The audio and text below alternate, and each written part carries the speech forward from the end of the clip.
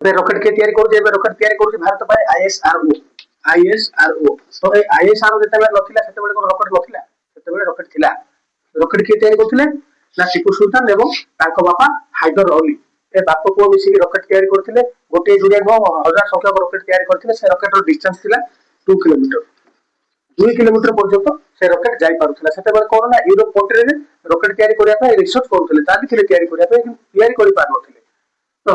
ତ battle of ପଲ୍ୟୁନାର ଯେତେବେଳେ 1780 ମସିହାରେ ହେଲା, ବ୍ରିଟିଶ ଆଉ ଟିପୁ ସୁଲତାନଙ୍କ ମଧ୍ୟରେ ଯେତେବେଳେ ଯୁଦ୍ଧ ହେଲା, ସେ ସମୟରେ କଣ କଲେ ନା ଟିପୁ ସୁଲତାନ ରକେଟ ମାଧ୍ୟମରେ ଯୁଦ୍ଧ କରିଛନ୍ତି। ଏ 2 କିଲୋମିଟର ପର୍ଯ୍ୟନ୍ତ ତ ଯାଇପାରୁଥିଲେ, 2 କିଲୋମିଟର ପୂର୍ବ ପହଞ୍ଚିବା ପୂର୍ବରୁ ହିଁ ରକେଟ ମାଧ୍ୟମରେ ସେମାନଙ୍କୁ ଧ୍ୱଂସ କରିଦିଆଯାଉଥିଲା।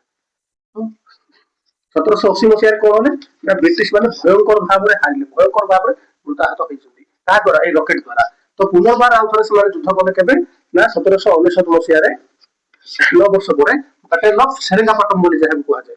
এই ବ୍ୟାଟେଲ ଅଫ ସେରିଙ୍ଗାପାଟମରେ କଣ ହେଇଛି ନା ଟିପୁ ସୁଲତାନ ତ ହାରିଗଲେ ଏବଂ এই ବ୍ରିଟିଶ ମାନେ 700 ରକେଟ ଜବତ କରିଦେଲେ। 700 ରକେଟ। ଏ ରକେଟକୁ ମୈସୂର ରକେଟ ବୋଲି କୁହାଯାଏ। ଟିପୁ ସୁଲତାନ ଏବଂ ହାଇଦର ଅଲି ଲୁହା ମାଧ୍ୟମରେ ତିଆରି କରିଥିଲେ ଏ ରକେଟ। ତ ଏଇ 700 ରକେଟକୁ ସେମାନେ ଜବତ କରିନେଲେ ଏବଂ ନେଇଗଲେ ୟୁରୋପକୁ। ତ ଏଇ ରକେଟକୁ ନେଇ ୟୁରୋପକୁ ନେଇ ଏଇ ଉପରେ ରିସର୍ଚ୍ଚ କଲେ ଏବଂ ଆହୁରି ଆଡଭାନ୍ସ କଲେ। ଆଡଭାନ୍ସ କରି ତାପରେ ଏବେ ଦେଶ ଦୁନିଆରେ ଯୋଉ ରକେଟ ଗୁଡ଼ିକ ତିଆରି ହେଉଛି ସେଟା ଏୟାର ଡେଭଲପ ହିସାବରେ ତିଆରି ହେଉଛି। ଏହାକୁ ଆଉ ଟିକେ ଉନ୍ନତିକରଣ କରିକି ଏବେ ତିଆରି କରାଯାଇଛି ଏବଂ ରକେଟ ଟେକ୍ନୋଲୋଜି ପ୍ରାୟ ଦେଶ ପାଖରେ ଅଛି ଏବେ ଦୁନିଆରେ।